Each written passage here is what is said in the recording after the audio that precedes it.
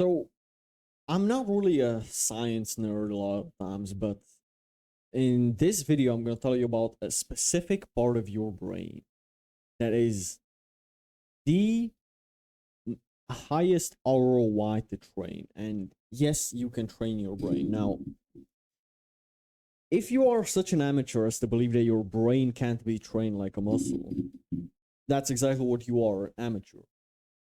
There is this thing called the aMCC, anterior mid-cingulate cortex. David Goggins spoke about it. Andrew Huberman spoke about it, who's a neuroscientist. Chris Williamson spoke about it. So many people already explained this at length in podcasts. And in this video, I'm going to try to put it in a more bro-sciencey way, in a more understandable way for you. But first of all, let's look at what fucking ChatGPT will have to say about it. Because, first of all, if you're a science nerd and you clicked on this video, I'm gonna start with what you like. I'm gonna read what ChatGPT has to say about this, what the studies have to say about this, and then I'm gonna put it into words that maybe the majority of people will be able to understand. So, let's check this out, right? The anterior mid-cingulate cortex, the aMCC, is a region of the brain where the part of the cingulate cortex, which itself is located, blah, blah, blah, blah, blah, blah, blah. Yeah, the location of the mid-cingulate cortex. I don't think that you really care about this where in your brain. It's like in the back of your brain, if I'm not mistaken. So the role, the MCC monitoring actions, especially in situations where the outcome is uncertain or involve potential risk. So basically also your stress, okay? But usually I'm going to explain why this applies to discipline as well. Helps evaluate errors and facilitate learning from mistakes, and particularly in regulating emotional responses, particularly in high stress or challenging situations. Remember this, challenging situations, this is like the most important part. This is like the 80-20 rule of the aMCC, what it probably does the most. Pain and social cognition, the aMCC is heavily involved in perception of pain, both physical and emotional. It integrates sensory and emotional aspects of pain, contributing to behavior responses to avoid harm. Also plays a role in empathizing with others' pain, linking it to social cognition. Connections, yeah, you can see it's connected to the amygdala and to other parts of the brain. But I think that the amygdala, which is the primal part of your brain, which is the part of your brain which is like not the subconscious part of your brain, although we could call it that, the more like the less intelligent part of your brain, the caveman type of your brain. I might make a video about the amygdala itself one day. Clinical significance, yeah. Neuroimagining studies.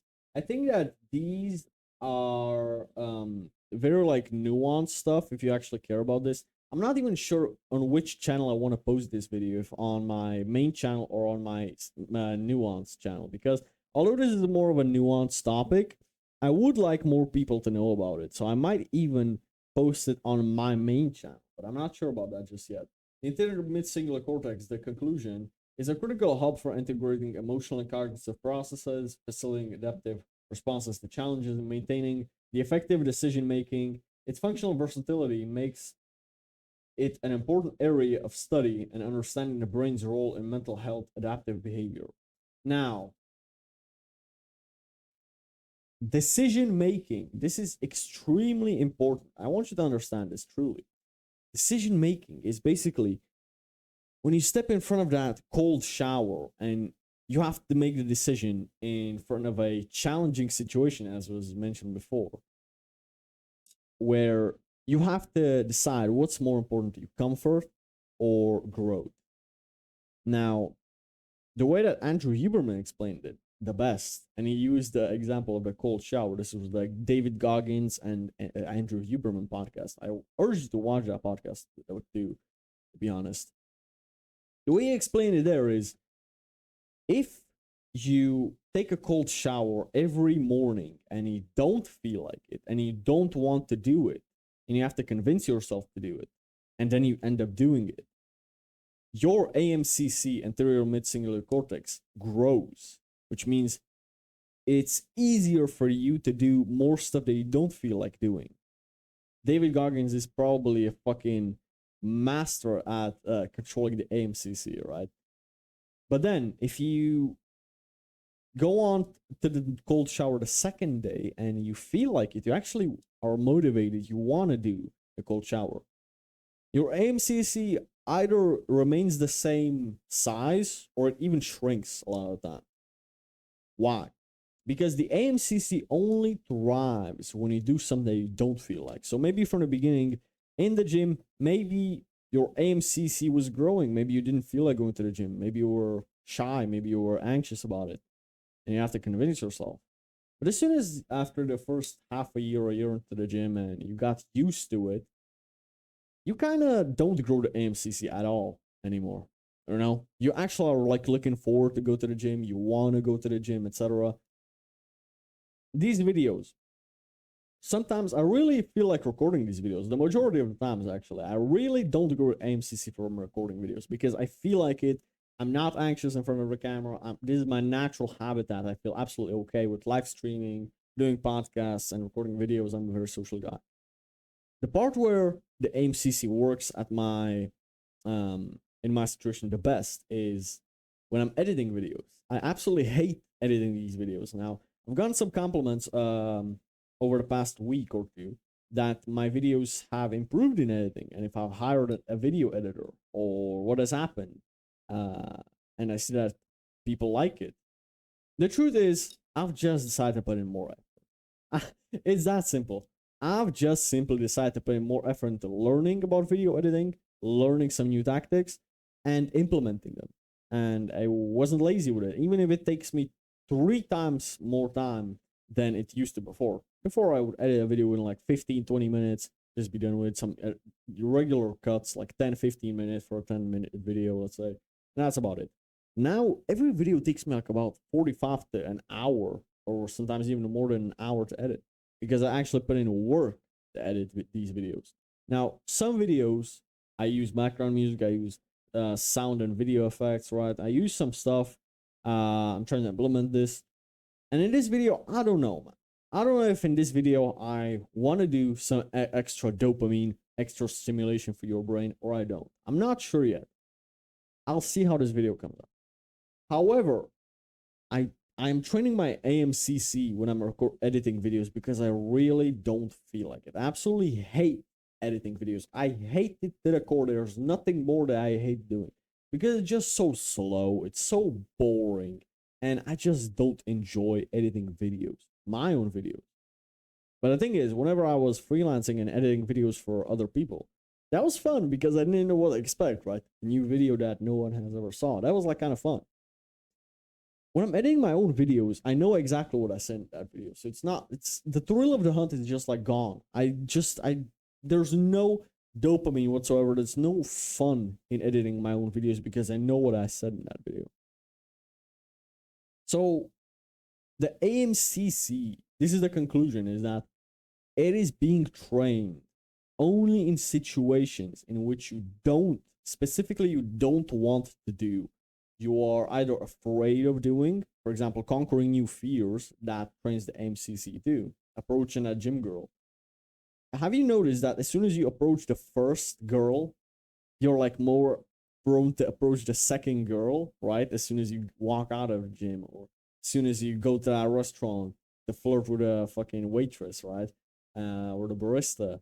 And you're more prone to approach the second girl and then the third girl, and it's easier. Why? Because the aMCC grew. And that part of your brain just got some hypertrophy, let's say, and then it grew. And if you stop training it, just like muscles, over a period of time they will shrink. Only the aMCC shrinks very quickly. If you have a really one day where you do everything you don't feel like, you wake up at 4 a.m., you take a cold shower, when you go to the gym, you approach that girl you were afraid to approach, then you come back home, you read and you meditate and you stretch and you do all these boring things, right? These good habits. The second day, you wake up at whatever time you want to, you play some video games, you eat some really low quality food that tastes good, and you don't leave your house. Your aMCC will shrink to your baseline or sometimes even below baseline. comfort shrinks your aMCC, whereas discomfort grows it.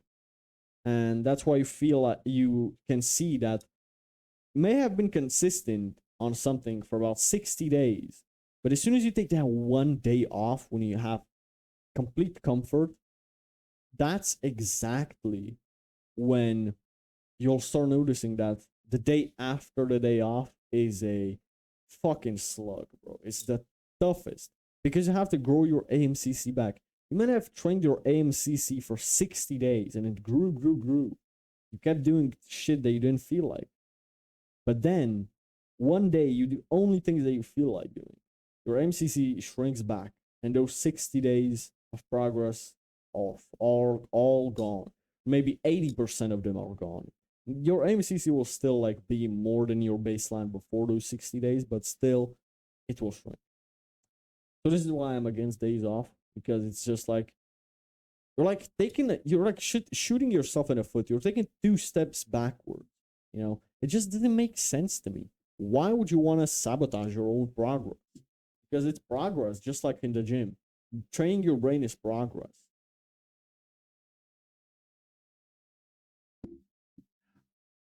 So this is the cheat code to discipline.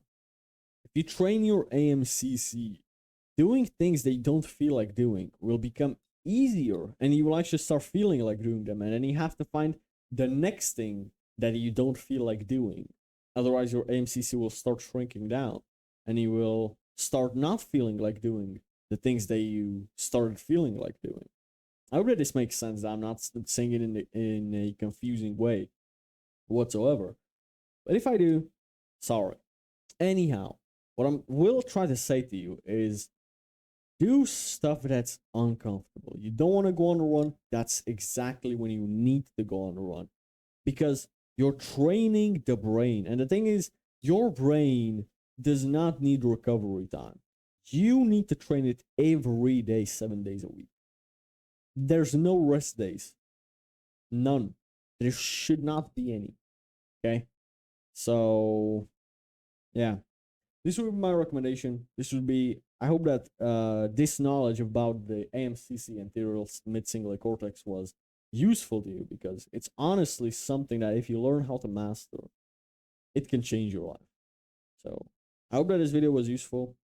God bless you, and I'll see you on the next time, bro. I really, let me hit the double biceps for you, okay? But I really hope to see you on the next one. And I really hope that you took notes out of this video and you learned something. So yeah, catch you next time.